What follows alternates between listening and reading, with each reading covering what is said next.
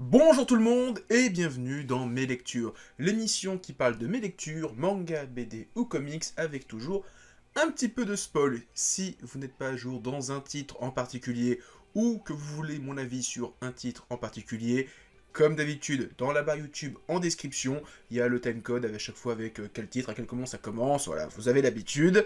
On approche vraiment tout doucement. Et on est vraiment au moment où je tourne cette vidéo, il reste 5 ou 6 abonnés avant d'arriver aux 3000 abonnés. Normalement, il y aura une FAQ qui sortira quelques semaines plus tard. J'ai fait une petite annonce sur Twitter, une petite annonce sur YouTube. Je referai une vidéo. Alors peut-être qu'entre le moment où je tourne cette vidéo et au moment où elle sortira, j'aurai atteint les 3000 abonnés, donc j'aurai fait cette petite vidéo. Mais voilà, je tiens à le répéter. Il y aura une petite FAQ, donc posez des questions, pas ici, il y aura un onglet communautaire qui a déjà été fait, et une vidéo qui va être dédiée à cet effet, et bah voilà, continuez à laisser des petits pouces bleus, des commentaires, partagez, ça aide la vidéo à devenir plus importante et la chaîne à grossir, on approche quand même des 3000 abonnés, et n'hésitez pas à me suivre sur Twitter, Discord et Instagram, les liens sont dans la description, et maintenant on va commencer. On commence avec En attendant lundi, donc c'est un titre de Tomomi Abe, c'est sorti chez Akata dans leur édition Medium, édition classique. Au vu du dessin, j'ai cru que ça allait dans l'édition What the fuck, parce que c'est vrai que c'est un dessin vraiment très particulier. Alors ce manga, j'ai vu personne en parler, je pense qu'il est passé totalement sous les radars. Alors je sais qu'Akata a fait une vidéo, et en fait j'avais découvert le titre grâce au dernier numéro de Atom, qui disait que c'était recommandé par Shuzo Oshimi. Les liens du sang, Happiness, Dans l'intimité de Marie, Fleur du mal, voilà, il a fait que des bons titres. Donc j'étais curieux. C'est très bizarre. Je sais pas comment le décrire. C'est vraiment très particulier. Je pense que je l'ai peut-être lu pas dans une bonne phase. Je me mélanger les 2-3 lectures de cette pile. Et donc forcément, après avoir lu des trucs un peu plus shonen, alpha, gros muscles, c'était peut-être pas le bon moment pour lire ça, j'aurais peut-être dû souffler et lire C'est un autre jour. Je pense que je vais attendre le deuxième tome, parce que la série est en 2 tomes, et me relire les 2 tomes d'un coup. Mais globalement, c'est vraiment une œuvre sociale où on va suivre les déboires d'une jeune fille qui veut... Alors, elle veut pas aller... c'est pas qu'elle veut pas aller à l'école, c'est un peu bizarre. C'est qu'elle s'est jamais entendue avec les gens, c'est vraiment... C'est du Shuzo... Enfin, je comprends que Shuzo Shimi est précis parce que c'est le genre de thématique qu'il aime bien, où c'est vraiment les problèmes d'enfants, d'adolescents, traumatisme, l'école, etc. Or, traumatisme, c'est que je tire un petit peu, mais voilà. C'est vraiment à lire, parce que, voilà, c'est vraiment bien. Même si, comme j'ai dit, j'ai pas forcément tout saisi lors de ma première lecture, et je pense que je relirai la série au calme quand le deuxième tome sortira, parce que je crois qu'il sort dans 2-3 mois, grand maximum. Voilà ce que j'ai lu juste avant. Valkyrie Apocalypse tome 9. Donc on est toujours dans le combat entre Raiden et Shiva. Alors on se consacre beaucoup plus dans ce tome-là sur Shiva. Et donc son passé, il y a une bonne moitié de tome où on découvre ses origines avec son pote qui est le dieu des tempêtes et lui le dieu de la destruction, dont j'ai oublié le nom, je crois que c'est Rindra, ou Indra, je sais plus. Rudra, le dieu des tempêtes, dieu du vent et des tempêtes, et donc qui vont affronter plein de dieux, le dieu du feu, le dieu de l'eau, le dieu des orages, etc. Il y a plein de combats, ça s'enchaîne, même si c'est juste à chaque fois une petite case, on enchaîne tous les petits combats, donc vraiment c'est sûr, alors même si on voit Raiden, c'est vraiment consacré aux dieux indiens. Alors au début on a toujours les petits personnages de Shiruran qui sont là, qui affrontent donc Loki et des dieux du panthéon hindou, non, bouddhiste, parce qu'ils sont ils sont avec Bouddha, les mecs de Shiruran. Et il y a l'arrivée de Zeus et Odin a vraiment une méga aura. Vu qu'il va se battre, j'ai hâte de voir son combat, parce que là, il le montre comme un personnage ultra puissant. Et ouais, c'est vraiment cool. Là, il commence à y avoir des petites tensions entre les dieux, parce que même les dieux, ils sont en train de douter. Ils disent, attends, il faut vraiment que Shiva, il gagne, parce que ça fait 3 si on perd, ça sera 3 défaites d'affilée, c'est pas possible. Vraiment très très bien. Valkyrie Apocalypse, moi, je surkiffe. Chaque tome, c'est un putain de kiff. Ça fait, quoi, 2, 3 tomes, ouais, que je le dis, que je le répète, et là, je le signe, faut vraiment que j'arrête Echo. C'est pas mauvais, mais en vrai, comme il y a un rythme de parution qui est maintenant beaucoup plus lent, je suis plus du tout dans l'histoire, et à chaque fois, je suis en train de me dire, mais attends, mais c'est qui déjà lui? Qu'est-ce qu'il veut? Alors, même si l'histoire, alors vraiment, surtout le passage où on a le flashback sur le frère du héros, qui est vraiment cool, même si à quel moment il a sauté la fille, là, je sais pas, parce que à un moment, on part dans un délire où il est père, alors je fais, mais à quel moment tu l'as ken? J'ai oublié, quoi, voilà, ça m'a un peu surpris, donc je pense que je vais vraiment mettre cette série en pause, je le dis, je le fais, je le signe, je mets cette série en pause dans le sens où je vais peut-être continuer à acheter les tomes, mais je vais pas les lire et je vais attendre que la série soit terminée pour tout lire d'un coup, sachant que l'auteur est plutôt dans des délires de séries courtes.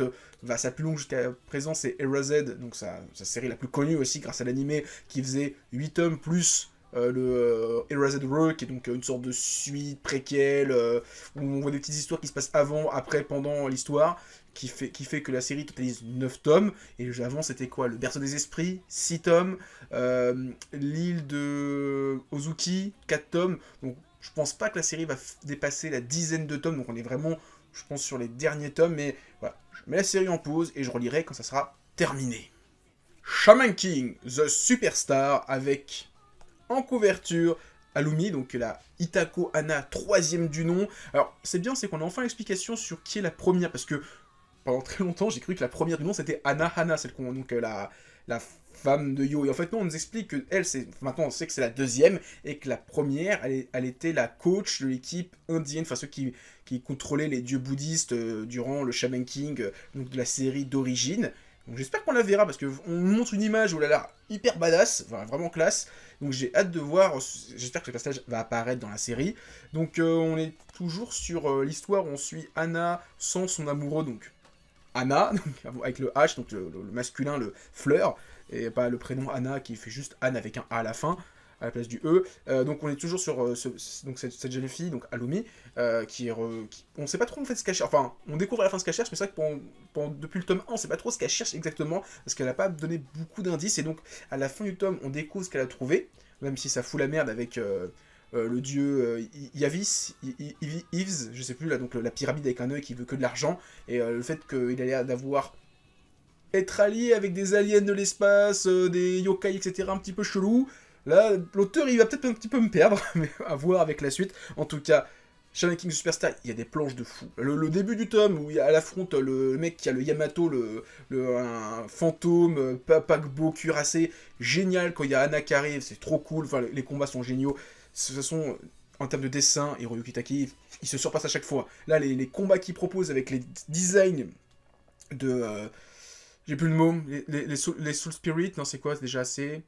Ah, j'ai plus le nom de l'attaque, enfin, la transformation qu'ils ont quand ils utilisent leurs armes, c'est vraiment incroyable. De toute façon, Shaman King Superstar, Kana a été intelligent, je crois qu'il l'avait fait pour le tome 1, mais je sais plus trop. Voilà, il y a une petite explication sur dans quel ordre faut les lire.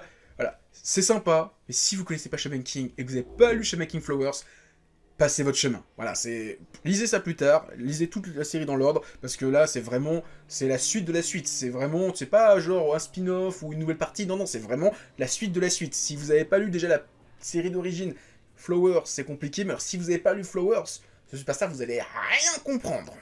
Initial D, tome 43 sur 46 ou c'est 48, je sais plus. Ouais, il reste quelques tomes, on est vraiment à une poignée de tomes, et ça fait genre un an que j'ai commencé, parce que j'ai commencé la série pendant le Covid, il y avait une 40aine de tomes, je me rends compte que 1 an et demi après le confinement, quasiment 2 ans, il y a eu 3 nouveaux tomes. Alors je sais qu'il y a la pénurie de papier, je sais qu'il y a eu le Covid, etc.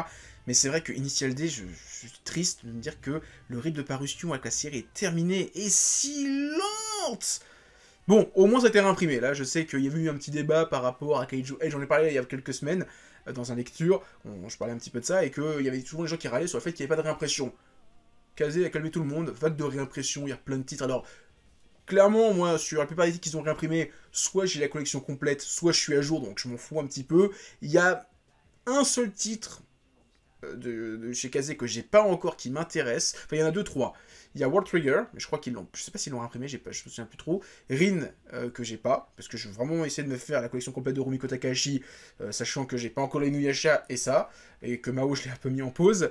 Et je sais plus c'est quoi la 3ème série. Il y a Ao Exorcist, enfin Blue Exorcist, je suis un petit peu curieux, surtout que j'avais bien aimé l'animé, j'ai jamais commencé le manga, donc voilà, c'est les 3 titres qui m'intéressent, et je crois que Blue Exorcist, je crois que c'est imprimé. World Trigger, je sais pas. Et Rin, c'est sûr certain qu'ils l'ont pas imprimé. Mais les Rin, j'ai vu sur la Fnac Amazon, ils sont encore disponibles. Donc voilà, pour l'instant, je suis assez serein. Maintenant, qu'est-ce que j'ai pensé de Initial D? Parce que je raconte ma vie, je raconte autre chose, mais j'ai pas parlé du tome. Bon, bah, c'est un tome, en fait, on utilise l'adversaire de putain, j'ai plus son nom. Takumi. J'avais appelé Takemichi. Takumi, qui va affronter, on va dire, son son double, son miroir, ou ce qui est assez marrant parce que c'est un gamin qui lui aussi a vécu dans une famille monoparentale, sauf que cette fois c'est avec sa mère, qu'il a vraiment lui pris les devants pour conduire là où Takumi c'est son père qui l'a forcé à conduire, que lui faisait ça pour le bien de sa mère, alors que le héros, bon, c'est un petit peu son père qui servait pour son business. Voilà, c'est assez marrant le miroir qui est entre les deux adversaires, quand ils vont se rencontrer, ça va être super cool, et j'ai hâte de voir leur match, et je pense que ça sera la dernière course de la série, parce que s'il reste 3 tomes, bah clairement, et si, de toute façon même s'il reste 6 tomes, il y aura peut-être encore une course après ça, et c'est fini. Donc voilà, Initial D, je vous conseille, c'est vraiment un super titre, l'anime est dingue, mais le manga est oufissime, les courses de voiture, c'est génial. Et bah tiens, on parlait de Rumiko Takahashi.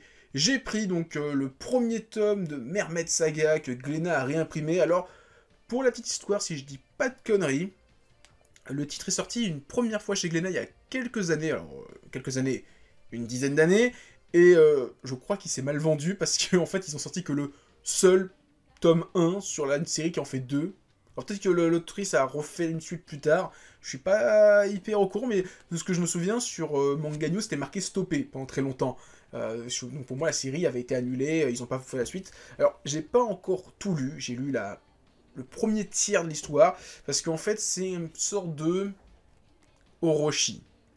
Donc Orochi, le manga de Kazuo Umezu, dont le prochain tome sort dans pas longtemps, où en fait on va suivre un garçon qui est immortel, on va voir sa vie sur 500 ans, entouré de sirènes, de ces créatures immortelles elles aussi, donc c'est vraiment cool. Donc là il y a une première histoire, où donc cette image-là, où il est en t-shirt, et il est avec son harpon, il y a une deuxième histoire avec... alors, pour moi, c'est vraiment le Japon féodal, et le chapitre que j'allais commencer, on est plus dans le Japon contemporain, parce que j'ai vu des voitures. Donc je sais pas trop comment Rumiko Takahashi va faire son histoire, est-ce qu'on va faire des allers-retours à différentes époques de manière non chronologique, ou est-ce qu'on va suivre l'évolution du héros d'année par année, parce que là, clairement, on passe du Japon féodal à nos jours, il y avait moyen de peut-être caler quelques autres époques, c'est juste mon avis, mais en tout cas, c'est vraiment bien, c'est le petit chaînon manquant entre Maison Ikoku et Ranma 1/2, parce que c'est sorti avant Ranma 1/2 et après Maison Ikoku. Donc c'est vraiment la série qui est entre les deux. Et alors, là je comprends pas, c'est le format. C'est un grand format, c'est genre par rapport, voilà, à Initial D. Voilà, c'est vraiment beaucoup plus grand, et c'est bien plus grand que les tomes qu'on avait de Ranma 1/2. Et je me dis, pourquoi on n'a pas eu des tomes comme ça de Ranma 1/2? Alors, le pognon, c'est vrai que ça coûte 14,95 €, donc c'est un peu plus cher que les 10 € que coûtaient les Ranma 1/2, mais par rapport au public visé, clairement, je pense que c'est Ranma 1/2, c'est, sans être méchant, hein, c'est pas les jeunes de 16 ans qui ont du mal à s'acheter un tome ou deux et qui vont s'acheter leur série quand ils ont le pass sanitaire, ils ont pas le sanitaire, le pass culturel, voilà, ils ont pu s'acheter les séries qu'ils voulaient. Ça s'adresse peut-être à un public un peu plus mature, qui n'a pas eu l'occasion de découvrir la série à l'époque, comme moi. Après, ouais, j'avoue que 14,95 €, ça fait cher, surtout quand il n'y a pas de page couleur. Parce qu'il n'y a toujours pas de page couleur. Et ça fait chier. Fairy Tail, tome 2, donc l'édition intégrale que propose Hachette. Comme j'ai dit, il y a quelques semaines, il y a peut-être même il y a un mois déjà, j'ai pris cette collection parce qu'il y a longtemps, j'avais les 40 premiers tomes de Fairy Tail que j'ai vendus pour m'acheter des Conan. J'étais très content, et en fait j'ai des potes qui sont mis à Fairy Tail avec sur le tard, mais le très très tard, ils ont pas connu la hype et ils aiment beaucoup.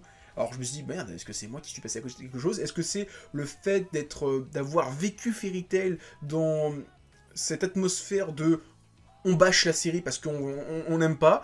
Et là pour l'instant je relis, et alors il y a toujours les entre guillemets défauts, pas forcément le pouvoir de l'amitié, mais plus le fanservice. Après, voilà, il y a plein de séries qui en abusent, et qui en usent, et qui en abusent. Je vais pas blâmer Fairy Tail et Hiromashima pour ça, surtout que ça nuit pas forcément aussi, voilà. Ça a eu une petite scène où, voilà, genre Erza se transforme, oh, elle est à poil, alors tu vois rien, tu vois juste la forme de son sein, et en fait, il y a plein d'effets qui font que tu vois rien du tout, tu vois juste vraiment un effet de contour, et puis surtout, t'as Lucie qui monte ses boobs, enfin son décolleté, et puis basta. Voilà, mais c'est même il en joue, l'auteur. Et donc là, dans ce tome-là, on a le gros arc de... je sais plus son nom, c'est Phantom machin, non c'est pas Phantom Lord, c'est la première guilde mercenaire obscure qu'ils affrontent, donc avec le mec avec la faux qui contrôle Shinigami, qui contrôle le vent, et qui veut récupérer la flûte pour tuer la flûte Lulabi, pour tuer tous les maîtres de guilde, donc Pegasus, les Cerberus et Fairy Tail. Donc voilà, petit arc sympa, c'est aussi l'introduction de Erza, qui est vraiment très différente de la Erza fin du manga, parce que visuellement, elle n'a pas encore sa mèche qui lui cache un œil, et en plus de ça, elle a vraiment le visage, on dirait Natsu avec des cheveux. Voilà, c'est juste ça, Natsu avec des cheveux longs. Parce que des fois, genre, je fais, waouh, il s'est pas dessiné filles à l'époque, hein. Là c'est vraiment la tête de Natsu avec des cheveux longs, c'est abusé. Et ensuite, à la moitié du tome, enfin même le dernier tiers du tome, c'est l'arc de l'île de la Lune, donc quand on va découvrir les origines de Grey. Après, voilà, comme j'avais dit dans la vidéo, il y a toujours des petites pages couleurs qui apparaissent. Là, il y en a juste une seule dans le tome. Faut que je la retrouve, je l'ai pas noté. Voilà, c'est un petit peu dommage, ouais, parce qu'on nous vend des pages couleurs, mais bon, s'il n'y a pas de page couleur, ils peuvent pas les inventer. Voilà, la seule, il y a une double page couleur, etc. Et il y a une page couleur par rapport à la lune violette qui transforme les gens en démons. Mais voilà, c'est vraiment plaisant, le grand format. Moi, pour l'instant, je prends du plaisir. Est-ce que arriver aux arcs de l'île, des Fairy Tail, le tournoi, etc., je vais pas m'en lasser parce que moi, je me souviens que c'est à ce moment-là que les gens ont commencé un petit peu à bâcher Fairy Tail de mémoire. À voir, mais en tout cas, pour l'instant, je prends du plaisir à relire avec ce grand format. Est-ce que j'irai jusqu'au bout? Je sais pas encore, mais en tout cas, je vais vous partager un petit peu cette redécouverte de Fairy Tail avec vous, au gré des tomes de Hachette. Alors j'ai aussi le tome 3, j'en parle dans 2 semaines. Je ferai une vidéo sur 2, c'est un petit peu comme les Kengan Ashura quand ils vont arriver, pour faire durer plus longtemps les tomes, parce que j'ai à recevoir 4 par 4, pour faire durer le plus longtemps possible, j'en parlerai une semaine sur 2. Comme ça sera beaucoup plus simple. Donc voilà, petit Fairy Tail intégral tome 2 avec la fresque. J'en parlerai, je pense, pour la vidéo du tome 3. Je vous montrerai un petit peu la fresque, à quoi elle ressemble. Mais voilà, moi pour l'instant j'aime bien. Voilà. Maintenant, on va parler bande dessinée. Et tout d'abord, Donjon Monster, tome 14. Alors, je vais faire une énorme parenthèse, je vais vous parler un petit peu de Donjon. Alors c'est une BD coécrite par Johan Sfar, donc qui a participé à une vidéo avec Mangetsu par rapport à Junji Ito, et en fait je me suis rappelé que c'est un auteur que j'apprécie beaucoup. Alors il y a eu un combo, j'ai vu le film Petit Vampire, réalisé par Johan Sfar, tiré d'une BD qu'il avait dessinée. Il y a eu Le Maître Renard qui est écrit et dessiné par lui. Ça m'a rappelé aussi Le Chat du Rabbin qu'il a aussi écrit et dessiné. Et je me suis rappelé qu'il avait participé à la création, et il est toujours dessus, au scénario en tout cas, de Donjon. Alors, Donjon, c'est une méga série quand même de BD, parce qu'on est quand même à 20 ans, à une quarantaine de tomes, et ça continue à croître. Alors à l'origine, Donjon, on suit les péripéties de Herbert le canard, qui est un petit canard dans un donjon, qui est géré par le maître du donjon, et le donjon c'est un méga château fort, où des gens viennent pour récupérer des trésors, sauf qu'ils se font tuer.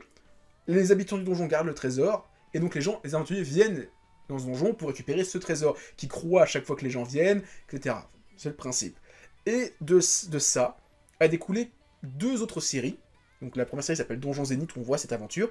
Une série qui s'appelle Donjon Crépuscule, où on découvre la série 100 ans plus tard et les conséquences de tout ça, la fin du donjon, la fin du monde, où il y a un nouveau propriétaire, on voit les personnages qui ont gagné 100 ans dans la gueule et qui sont devenus super vieux. Il y a une série qui s'appelle Potrominé, qui se passe un siècle en arrière, où on découvre les origines du fondateur de donjon, donc le boss de la série Zénith. Il y a eu après d'autres séries qui s'appellent notamment Parade, qui est une version un petit peu humoristique que j'aime pas plus que ça. Monster, qui sont des petits one-shots qui se passent à différents points clés de l'histoire. Notamment ça se passe entre 2 tomes de la série Zénith. On voit vite fait, en plus il y a un petit caméo des personnages, où on voit à quel moment cette série se passe exactement par rapport à la série Zénith. Et depuis quelques temps, il y a la série qui est sortie il y a 2-3 ans, quand la série a repris, qui s'appelle Antipode, qui se passe respectivement 1000 ans en arrière et 1000 ans dans le futur. Voilà, 10 000 ans même en arrière et 10 000 ans dans le futur. Donc on va avoir 20 000 ans d'histoire de donjons en BD. Je crois que les auteurs veulent faire 200 tomes, un truc comme ça, c'est un truc de malade. Et en fait, quand je me suis rappelé de cette BD, je suis tombé sur une annonce sur Le Bon Coin, où les mecs vendaient quasiment les 30-35 premiers tomes, donc j'ai tout pris. Ils sont en très bon état, il y en a un peut-être qui était abîmé, il manquait juste les parades, il y avait les 2 premiers tomes, mais comme c'était une série qui m'intéressait pas plus que ça, je m'en foutais, et donc je vais maintenant acheter au fur et à mesure les tomes de Donjon, donc avec Donjon Monster, donc qui se passe, alors qui est le 44, alors il y a un petit résumé, c'est le 45e tome, donc la bière supérieure, le 45e tome de la série Donjon, le 14e de la série Monster, elle se passe entre le tome, excusez-moi, je reprends ça, 7 et 8 de la série Donjon Zénith, où, comme j'ai dit, on voit les héros de Zénith dans cette aventure, Et donc, on va suivre ce petit lapin du village de Zetotomatics, qui sont donc des lapins racistes, où quand ils voient des gens, des étrangers, des non-lapins, ils les traitent de gens, des étrangers qui sont débiles et qui sentent la patate. Voilà. Et donc, elle, c'est une lapine qui veut absolument découvrir le monde, et elle a un tic, c'est que dès qu'on la touche, elle plante quelqu'un. C'est génial. Et donc, comme elle veut quitter son petit village de vieux paysans racistes, son patron lui dit, bah, moi je fais de la bière, tu vas parcourir le monde et tu vas vendre ma bière pour que je puisse faire des affaires et être l'homme le plus riche du monde. Et donc c'est ça l'histoire, elle va rencontrer plein de gens, etc. C'est vraiment cool, c'est un petit côté... Alors c'est marrant, c'est que ça me fait penser à la vidéo sortie récemment sur la chaîne Chronique Fiction, où il parlait du personnage de Ça, qui était un peu une allégorie. Alors vraiment, il parlait du fait qu'il représente un petit peu la peur des gens des zones rurales envers les grandes villes. Et du fait que la peur de l'étranger, etc. Et c'est un petit peu ça, cette BD aussi. C'est un petit peu... Alors, ça commence un petit peu là-dessus, après ça part un peu plus loin, mais c'est vraiment très cool. C'est pas ma BD préférée de la saga Monster, mais c'est vraiment cool, parce qu'il y a vraiment eu des albums dans cette série qui sont pas hyper intéressants. Voilà, mais en tout cas, celle-ci est vraiment cool. C'est pas la meilleure, mais c'est vraiment cool. Et on finit la vidéo avec Astérix et Obélix et le Griffon. Donc c'est plutôt Astérix et le Griffon. Alors, quand j'étais petit, j'avais quelques tomes de Astérix, mais j'avais des albums de Tintin, de petits Spirou, quelques albums de Spirou, Black et Mortimer que mes parents m'offraient, c'est vraiment mes premières BD avant que je tombe dans le monde fabuleux du manga, et j'ai un peu laissé ça de côté, et en vrai ça fait des années que j'ai pas lu Astérix. Je crois que les derniers que j'ai achetés, enfin que j'avais quand j'étais petit, que je me rappelle avoir lu, ou en tout cas la bibliothèque, c'était... je crois, bah, c'est celui où le raciste des mangas, j'ai plus le nom, c'est pas la Traviata, c'est... le ciel lui tombe sur la tête. Bon, c'est pas si vieux que ça en fait, bon, en termes de BD, mais pour moi ça date de début 2010, hein, donc et je me rappelle que j'avais arrêté Astérix à ce moment-là, et il y a eu des bons albums. Alors quand Uderzo a un petit peu arrêté d'être au scénario et au dessin, et qu'il a laissé aux gens, et qu'il était méchant avec les gens, parce qu'il y a eu une histoire avec la Transitalique, ou le précédent album, où il leur a demandé de tout recommencer. Donc ça m'avait pas mal choqué. Et donc en fait, si j'ai pris cette BD, c'est que en fait, j'ai vu que ça sortait grâce à BFM TV, enfin, quelqu'un je suis BFM TV qui est un chroniqueur de bande dessinée, enfin de 9e art, de BD, de comics, de manga. Il a fait des vidéos notamment sur Junji Ito, avec, comme je disais, Johan Sfar, le Al236, et j'ai plus son nom, l'éditeur de Mangetsu, Sullivan Rouault, et je suis la personne, et il avait participé, il a assisté une avant-première par rapport à ce titre-là, et il dit, bah tiens, je vais me relancer dans Astérix avec cet album-là, on va voir si j'aime bien. Et j'aime bien. Alors, je pense pas que ça soit le meilleur album de Astérix, mais ça m'a rappelé des souvenirs, ça m'a rappelé, voilà, tous ces jeux de mots, notamment, bah en fait, l'histoire c'est qu'Astérix et Obélix, alors, il y a une première page qui est sortie sur Internet, qui est pas dans le tome, c'est dommage, où on découvre pourquoi ils partent dans cette région-là, qui est absente du tome, ce qui est un petit peu bizarre, et donc ils vont dans cette région du Grand Est européen, donc on est vraiment vers la Russie, les pays baltes, etc., à la recherche du Griffon, parce que César envoie un de ses lieutenants, qui est donc un géographe qui s'appelle... j'ai plus son nom, excusez-moi. En plus, c'est un nom à la con. Terre Inconnue. Donc voilà, Terre Inconnue, géographe, etc. Il part avec 2 soldats. Donc il y en a un qui s'appelle Joli Cursus, et l'autre c'est J'en ai plein le cul, ou un truc comme ça. Il y a un Romain qui s'appelle Fake News, enfin Fake News, donc Fake News, etc. Donc ils partent dans l'Est pour retrouver le Griffon à la demande de Panoramix qui les accompagne. L'album est vraiment cool, il y a des bonnes petites blagues, il y a une blague, c'est qu'au début, en fait, ils arrivent dans un village où c'est les femmes qui sont des guerrières, donc ce sont des guerrières amazones, et l'une d'entre elles, qui s'appelle Kalachnikov, la blague, hein, s'est fait enlever. Et les habitants râlent, il y en a un qui dit « Non, et en plus, ils l'ont enlevé, mais il n'y a pas de rançon, depuis quand les livraisons Amazon c'est gratuit ?» Je dis « Oh, c'est marrant. » Mais il y a plein de petites blagues comme ça, il y a un moment, alors, faut que je retrouve la page, excusez-moi, je l'ai pas noté, où à un moment, bah, les Romains partent avec un peuple qui s'appelle les Scythes, et à un moment, Astérix dit à Obélix « Obélix, empêche ce Scythe d'avancer !» Il fait « J'ai bloqué le Scythe !» Blague, voilà, c'est des blagues comme ça, il y a un truc où à un moment ils font « Ouais, il faut pas prendre les Helvéties pour des lanternes. » Les vessies pour des lanternes. Ouais, il y a des petites blagues qui sont bien foutues. Après, voilà, ça a toujours été le point fort de Astérix. Notamment, alors, je sais qu'il y avait eu un petit débat par rapport à 2 choses. La première, c'est que il y a des gens qui trouvent que la série pourrait se renouveler par rapport à certains points et pas viser les vieux de 45 ans. Parce que par exemple, le sbire de César, qui est géographe, terrain connu, son visage est inspiré de je sais plus qui, journaliste français, que je connais même pas. Donc déjà, ça veut dire que il n'est pas si connu que ça, ou en tout cas pas connu de ma génération. Je le mettrai son nom dans un coin, si je m'en souviens. Mais ça, il m'a pas marqué plus que ça. Alors, voilà, c'est peut-être le mec qui a fait Haïti, ou enfin je sais plus comment ça s'appelle, Ushuaïa, je sais plus, cette émission qui passait sur France 2 ou France 3, où on voyait un petit peu le reste du monde. C'était un peu con. Et il y a eu aussi, alors je sais plus qui c'est, je crois que c'est l'éditrice de l'édition de Astérix qui disait que, grosso modo, non, on va pas faire comme d'autres séries, comme Spirou ou comme Lucky Luke. Astérix, son dessin, il est très bien comme ça, on veut pas le modifier. Et même Corto Maltese, hein, quand j'ai parlé récemment. Alors que je trouve que, non, je pense que faire évoluer le style de Uderzo et pas le figer dans le temps, c'est une bonne chose. Je pense même que Uderzo, entre le premier album de Astérix et aujourd'hui, enfin cette année qu'il a fait Uderzo, son trait a beaucoup évolué. Je pense que c'est une bonne chose de faire évoluer le trait de Tintin, de Astérix. Et Lucky Luke, il y a beaucoup de gens qui ont kiffé les derniers albums parce que on fait varier les traits, on reste quand même dans l'univers, on modifie rien, mais c'est juste, visuellement, on va sur autre chose. Pareil pour Spirou, et c'est dommage de vouloir rester figé dans le temps comme ça.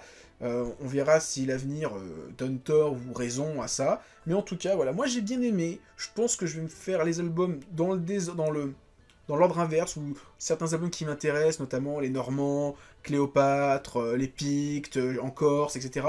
La Grande Traversée, etc. Il y a des albums qui m'intéressent, que j'ai envie de relire, mais après, est-ce que je me ferai les 39 tomes? Je sais pas encore, mais en tout cas, là, pour l'instant, j'ai bien aimé ce tome-là, et j'ai envie de découvrir ce qu'ont fait les deux auteurs, donc Jean-Yves Ferry et Didier Conrad. Ah, pareil, Jean-Yves Ferry a râlé sur internet, j'étais sur le tweet, où quelqu'un disait ouais, de toute façon, c'est Astérix, ça se vend par palette, quoi qu'il arrive. Et il aurait répondu on n'a qu'à vendre un album avec aucune page, on verra si ça se vend par palette. Et je suis assez d'accord, c'est vrai que faut pas non plus dire que juste parce qu'il y a Astérix, ça va se vendre par millions. Faut quand même proposer une histoire intéressante. Si l'histoire est pourrie, les gens vont acheter, mais il y aura le bouche-oreille de c'est pourri, n'achète pas. Clairement, voilà, donc moi j'ai bien aimé, je vous conseille. Je dis pas que c'est le meilleur album parce que ça fait très longtemps que j'ai pas lu Astérix, mais en tout cas moi j'ai pris plaisir et ça me donne envie de replonger dans cet univers. Donc voilà, c'était ma vidéo, mes lectures, j'espère que vous l'avez aimé. Si c'est le cas, laissez un pouce bleu, laissez un commentaire, partagez la vidéo, ça fait toujours plaisir. N'hésitez pas à me suivre sur Twitter, Discord et Instagram, les liens sont dans la description. Et moi maintenant je vous dis à plus et continuez à lire des mangas. Allez, ciao tout le monde!